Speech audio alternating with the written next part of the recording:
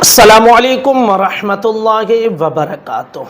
जब जंग होती है तो जाहिर सी बात है कि मरेंगे दोनों तरफ से और मारेंगे भी दोनों तरफ से।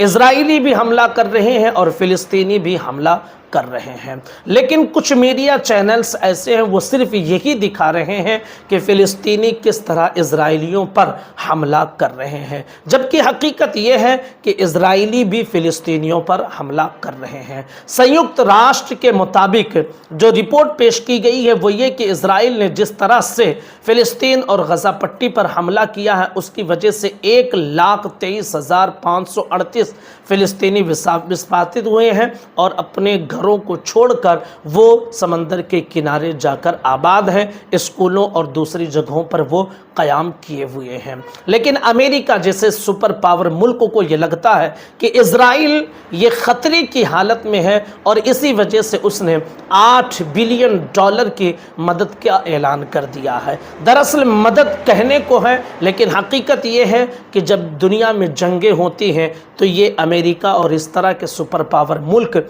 इनको अपना हथियार बेचना रहता है और इसी वजह से ये हर जंग में कूद पड़ते हैं और दूसरों को हथियार सप्लाई करते हैं। अभी हालिया दिनों में रूस और यूक्रेन की जिस तरह से जंग हो रही थी, आप देखिए कि मदद के नाम पर वो यूक्रेन के साथ खड़ा हुआ और खूब हथियार की सप्लाई की और अपना खूब धंधा और बिजनेस किया।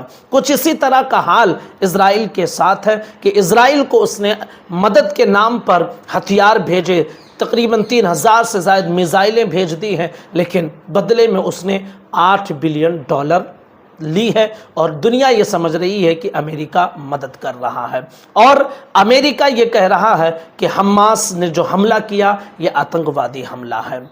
याद रख लीजिए कि हमास ग्रुप जो है, जो तंजीम है, दुनिया ने इसे आतंकवादी संगठन घोषित कर रखा है, लेकिन यही तंजीम जब दिफा करती है तो लोग कहते हैं कि आतंकवादी हमला है, और इजराइल जब इन पर हमला करता है तो कहते हैं कि इजराइल अपने डिफेंस में लड़ रहा है। इस तरह की दोगली पॉलिसियाँ वर्ल्ड के नेता लोग हैं, इस तरह की बातें करते रहते हैं। बहरहाल इस वक्त दोनों तरफ से शदीद हमला हो रहा है। उधर ईरान ने साफ लफ्ज़ों में ये कह दिया है अमेरिका को कि अमेरिका इस जंग से दूर रहे। अमेरिका अगर हथियार की सप्लाई करता है और किसी तरह से ईरान को इजराइल के ज़रिए तकलीफ़ पहुंचती है तो ईरान, इराक़, लेबनान, सीरिया ये सब मिलकर एक साथ इजराइल पर हमला करेंगे।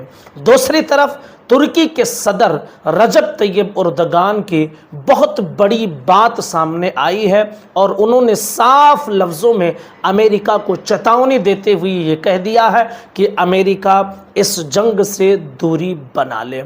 जहाँ तक बात है फ़िलिस्तीनियों की मदद की, तो हम हर कीमत चुकाने के लिए तैयार हैं, लेकिन हम फ़िलिस्तीनियों की मदद करने से पीछे हटने वाले नहीं हैं। ये बयान तुर्की के रजब तैयब एर्दोगान ने दिया है। इसी तरह ईरानी सदर ने भी सख्त लबो लहजे में अमेरिका को चेतावनी दे दी है कि अमेरिका इस जंग से दूर रहे। हमास के लोगों का हौसला बुलंद हो रहा है कि दुनिया हमारे साथ आ रही है। उधर कतर ने भी ललकार लगा दी है इजराइल को, उधर से सऊदी अरब ने भी ललकार लगाई है। बस दुआ यही है कि अल्लाह ताला मुस्लिम उम्मा को इत्तिहाद अता फरमाए और मुस्लिम संगठन के दिलों में हिम्मत और हौसला अता फरमाए और बुज़दिली से अल्लाह मुसलमानों को महफूज फरमाए।